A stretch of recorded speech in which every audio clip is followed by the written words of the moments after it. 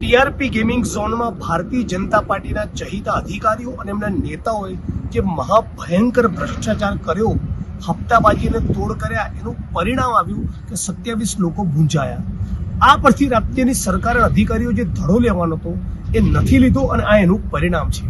જે chief fire officer TRP gaming ઝોનના પ્રકરણમાં જેલમાં ગયા, એના બદલે કચ્છમાંથી એ માણસના અધિકારી તરીકે લાવ્યા હતા, ચીફ ફાયર ઓફિસર તરીકે રાજકોટમાં લાવ્યા હતા। એ વાતને એ મહિનો દિવસ નથી થયો અને એ આજે એસીબીની ટ્રેપમાં પકડાયા।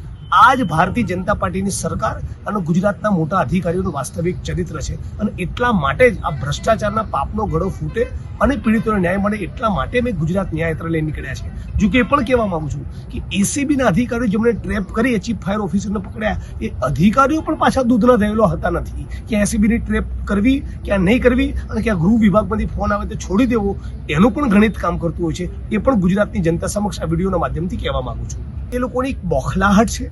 રાજકોટ 31 વર્ષ બાદ જે બંધ રહ્યું, પોલીસ કમિશનર કચેરીનો ઘેરાવ કર્યો, 3 દિવસનો ઉપવાસ કર્યો, એના કારણે ભારતીય જનતા પાર્ટી વિરુદ્ધમાં જે માહોલ રાજકોટ શહેરમાં અને આખા સૌરાષ્ટ્રમાં બન્યો, ભાજપ એકદમ ડિફેન્સિવ મુદ્રામાં આવી ગઈ, એની જોડે બોલવાનો કોઈ વિકલ્પ ન બચ્યો।